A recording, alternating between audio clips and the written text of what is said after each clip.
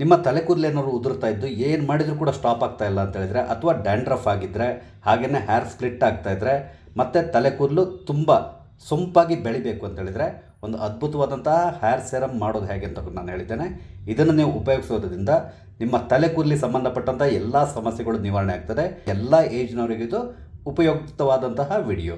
ಹಾಗಾಗಿ ವಿಡಿಯೋನ ಸಂಪೂರ್ಣವಾಗಿ ನೋಡಿ, ಟ್ರೈ ಮಾಡಿ. ನಮಸ್ಕಾರ ಎಲ್ರಿಗೂ, ಅಮ್ಮಿಸ್ ಲೈಫ್ ಸ್ಟೈಲ್ಗೆ ಸ್ವಾಗತ. ಇವತ್ತು ನಾನೊಂದು ಹೇರ್ ಸಿರಮ್ ಮಾಡೋದು ಹೇಗೆ ಅಂತಕೊಂಡು ಹೇಳ್ತಾ ಇದ್ದೇನೆ. ಈ ಹೇರ್ ಸಿರಮ್ನ ನೀವು ಉಪಯೋಗಿಸೋದ್ರಿಂದ ತಲೆ ಕೂದಲು ಉದುರುವ ಸಮಸ್ಯೆಗೆ ನೀವು ಪರಿಹಾರ ಕಂಡುಕೊಳ್ಬೋದು. ಅದೇ ರೀತಿಯಲ್ಲಿ ಡ್ಯಾಂಡ್ರಫ್ ಆಗ್ತದಲ್ಲ, ಅಂದರೆ ತಲೆ ಹೊಟ್ಟಾಗ್ತದಲ್ಲ, ತಲೆ ಹೊಟ್ಟಿನ ಸಮಸ್ಯೆ ಕೂಡ ಇದರಿಂದ ನಿವಾರಣೆ ಆಗ್ತದೆ. ಅದ್ರ ಜೊತೆಯಲ್ಲಿ ನಿಮ್ಮ ಕೂದಲು ತುಂಬ ಚೆನ್ನಾಗಿ ಕಪ್ಪಾಗಿ ಮತ್ತು ಯಾವುದೇ ರೀತಿಯಾದಂಥ ಸಮಸ್ಯೆ ಇಲ್ಲದೆ ಬೆಳೀತದೆ. ಅಂದರೆ ಹೇರ್ ಸ್ಪ್ಲಿಟ್ ಆಗ್ತದಲ್ಲ, ಆ ಹೇರ್ ಸ್ಪ್ಲಿಟ್ ಆಗೋದನ್ನು ಕೂಡ ಇದರಿಂದ ನೀವು ಅವಾಯ್ಡ್ ಮಾಡ್ಬೋದು. ಈ ಹೇರ್ ಸಿರಮ್ ಮಾಡ್ಕೊಳ್ಳಿಕ್ಕೆ ನಮ್ಗೆ ಬೇಕಿರೋದು ಕೇವಲ ಮೂರೇ ಇಂಗ್ರೀಡಿಯೆಂಟು. ಒಂದು ಪಲಾವ್ ಎಲೆ, ಅಂದರೆ ದಾಲ್ಚಿನ್ನಿ ಎಲೆ ಅಂತ ಹೇಳ್ತಾರಲ್ಲ, ಇದು ಸಾಮಾನ್ಯವಾಗಿ ನಿಮ್ಮ ಅಡುಗೆ ಮನೆಯಲ್ಲಿ ಇರ್ತದೆ. ಹಾಗೆಯೇ ನಮ್ಗೆ ಬೇಕಾಗಿರುವಂಥ ಇನ್ನೊಂದು ಇಂಗ್ರೀಡಿಯೆಂಟ್ ಏನಂತ ಹೇಳಿದ್ರೆ ಫ್ಲ್ಯಾಕ್ಸ್ ಸೀಡ್ ಅಥವಾ ಅಗಸೆ ಬೀಜ. ಅಗಸೆ ಬೀಜದ ಉಪಯೋಗ ಬಹಳಷ್ಟು ಇದೆ, ನಿಮ್ಗೆ ಗೊತ್ತಿರ್ಬೋದು. ತಲೆ ಕೂದಲ ಪೋಷಣೆಗೆ ಬೆಸ್ಟ್ ಅಂತೇಳಿದರೆ ಈ ಅಗಸೆ ಬೀಜ ಅಂತೇಳಿ ಹೇಳ್ತಾರೆ. ಹಾಗೆಯೇ ನಮ್ಗೆ ಬೇಕಾಗಿರುವಂಥ ಇನ್ನೊಂದು ಇಂಗ್ರೀಡಿಯೆಂಟು ಮೆಂತೆ ಕೂಡ ಅಷ್ಟೇ ನಿಮ್ಮ ಅಡುಗೆ ಮನೆಯಲ್ಲಿರುವಂಥದ್ದು. ಈ ಮೂರನ್ನ ಉಪಯೋಗಿಸ್ಕೊಂಡು ನಾವು ಈ ಮನೆ ಮದ್ದನ್ನು ಅಥವಾ ಈ ಹೇರ್ ಸೆರಮ್ನ ಮಾಡ್ಕೊಳ್ಳುವಂಥದ್ದು. ಮೆಂತೆ ಕೂಡ ಅಷ್ಟೇ ನಮ್ಮ ಕೂದಲ ಪೋಷಣೆಯಲ್ಲಿ ಮಹತ್ವದ ಪಾತ್ರವನ್ನು ವಹಿಸ್ತದೆ. ಈಗ ಇದನ್ನು ಉಪಯೋಗಿಸ್ಕೊಂಡು ನಾವು ಹೇಗೆ ಈ ಮನೆ ಮದ್ದು ಅಥವಾ ಈ ಹೇರ್ ಸೆರಮ್ನ ಮಾಡ್ಕೊಳ್ಳೋದು ಅಂತ ನಾನು ಹೇಳ್ತೇನೆ.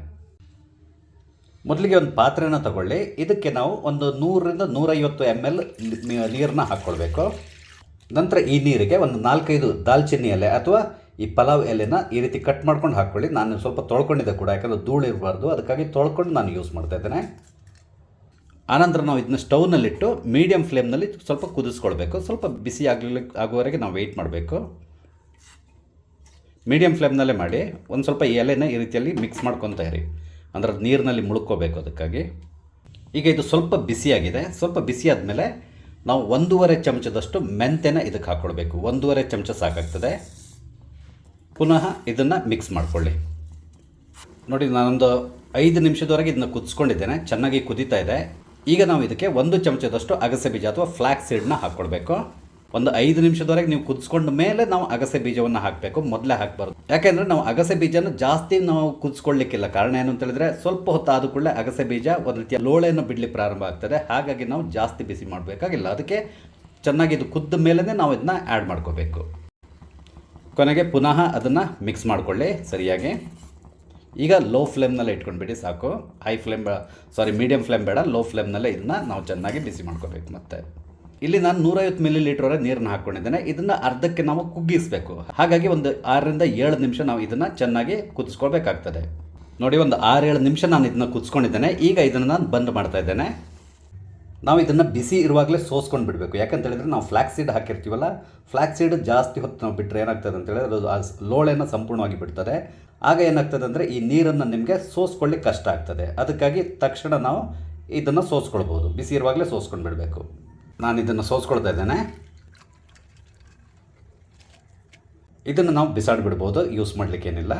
ಹೇರ್ ಸಿರಮ್ ತಯಾರಾಗಿದೆ. ಇದನ್ನು ಏನು ಮಾಡಬೇಕು ಅಂತ ಹೇಳಿದ್ರೆ, ನೀವು ನಿಮ್ಮ ತಲೆಯ ಕೂದಲಿನ ಬುಡದಿಂದ ತುದಿವರೆಗೂ ಕೂಡ ಇದನ್ನು ಚೆನ್ನಾಗಿ ಹಾಕಿ ಮಸಾಜ್ ಮಾಡಬೇಕು. ಹಾಗೆಯೇ ಸ್ಕಾಲ್ಪಿಗೆ ಕೂಡ ಚೆನ್ನಾಗಿ ಹಚ್ಚಿಬಿಡಿ. ಆನಂತರ 1.5ರಿಂದ 2 ಗಂಟೆ ಸಮಯ ಬಿಟ್ಬಿಡಿ.